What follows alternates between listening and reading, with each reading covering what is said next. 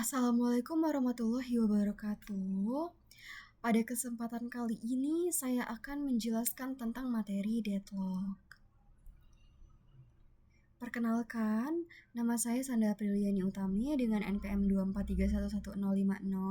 Saya berasal dari kelas SI 24DX dengan mata kuliah Sistem Operasi. Oke, deadlock adalah kondisi dalam sistem operasi ketika dua atau lebih proses saling menunggu sumber daya yang sedang digunakan satu sama lain, sehingga tidak ada proses yang dapat melanjutkan eksekusi. Akibatnya, semua proses yang terlibat berhenti secara permanen, atau biasa disebut macet. Nah, penyebab deadlock ini ada 4 ya, yaitu mutual exclusion, hold and wait, dan juga no preemptive. Selain itu circular wait. Nah, mutual exclusion adalah resource hanya dapat digunakan oleh satu proses pada satu waktu, bersifat eksklusif. Nah, kemudian hold and wait itu adalah proses yang sudah memegang satu resource tetapi masih menunggu resource lain. Kemudian no preemption itu resource yang sedang digunakan tidak dapat diambil paksa oleh sistem. Kemudian untuk circular wait itu terjadi lingkaran proses yang saling menunggu resource satu sama lain.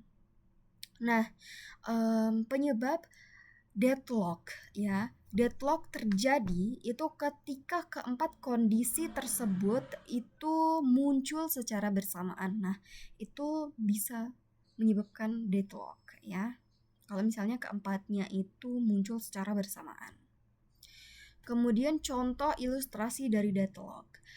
Proses A memegang resource A dan menunggu resource kedua ya, resource 1 dan menunggu resource 2. Kemudian untuk proses B itu memegang resource 2 dan menunggu resource 1. Keduanya menunggu selamanya. Nah, jadi yaitu proses A itu nunggu resource 1 dulu, resource 1 menunggu resource 2, kemudian proses B itu menunggu resource 1 gitu. Nah, jadi kan kayak saling-saling tunggu-tungguan gitu nih. Jadi nggak ada yang gerak, jadi saling menunggu satu sama lain gitu ya.